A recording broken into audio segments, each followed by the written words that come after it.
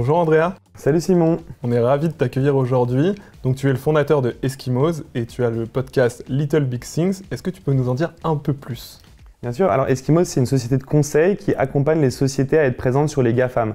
Donc on accompagne les marques à avoir le plus de visibilité sur ces plateformes et à avoir le meilleur ROI, donc le meilleur retour sur investissement. Donc j'ai également lancé un podcast dans la tech où j'interviewe tous les entrepreneurs français qui ont des belles success stories pour nous présenter un petit peu leur parcours. Et je suis très content de ce projet-là parce qu'on est rentré dans le top 10 des podcasts business les plus écoutés en France en un an. D'accord, donc là on change d'exercice, c'est moi qui t'interviewe. On a parlé pas mal de la tech, des levées de fonds. Et là, c'est un peu plus compliqué en ce moment, donc on reparle pas mal du bootstrap, mais en y pensant, c'est un symbole du bootstrap, puisque si je ne me trompe pas, quand tu as débuté avec Eskimos, tu es parti avec 2000 € et rien de plus. Est-ce que c'est la clé du succès, le bootstrap? Alors, j'aime pas forcément opposer bootstrapping et levée de fonds, et je pense qu'il n'y a pas de recette miracle dans l'entrepreneuriat. Il y a une contrepartie à lever des fonds. Plus tu veux aller vite, plus tu vas avoir besoin de lever des fonds, plus tu vas te diluer.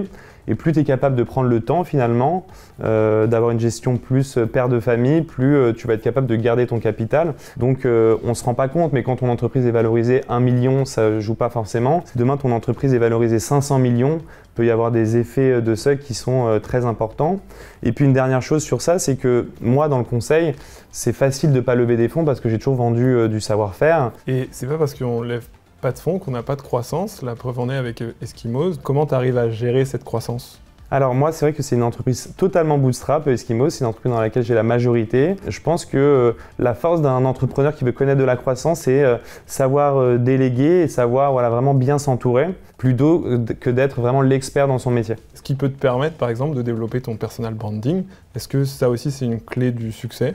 Je pense qu'on est dans l'ère du personal branding. Aujourd'hui, les consommateurs n'achètent plus des produits ou des services, mais adhèrent à des valeurs et à des histoires. À titre personnel, quand j'investis dans une entreprise, je regarde à quel point le CEO, c'est un bon sales, à quel point il est communicant, à quel point il sait faire du réseau. D'accord. Et là, je vais prendre la casquette plus Natixis Wealth Management, ma casquette de banquier privé.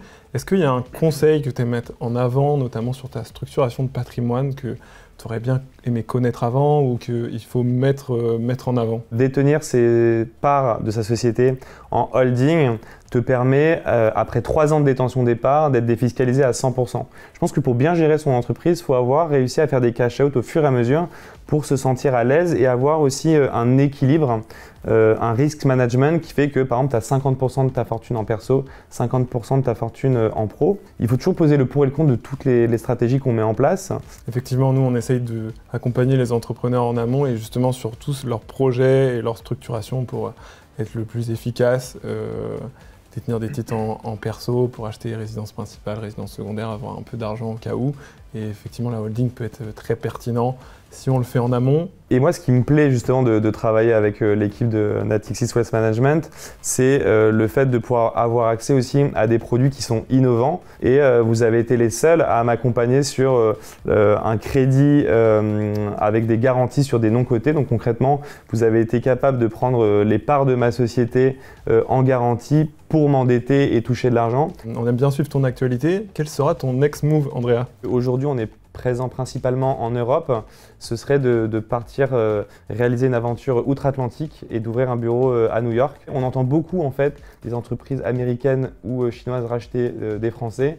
J'aime aussi pouvoir se dire que les Français peuvent aussi aller s'étendre à l'international et racheter des boîtes. En fait, c'est le rêve américain avec le rêve français. Merci beaucoup Andrea pour ton partage. Merci à toi.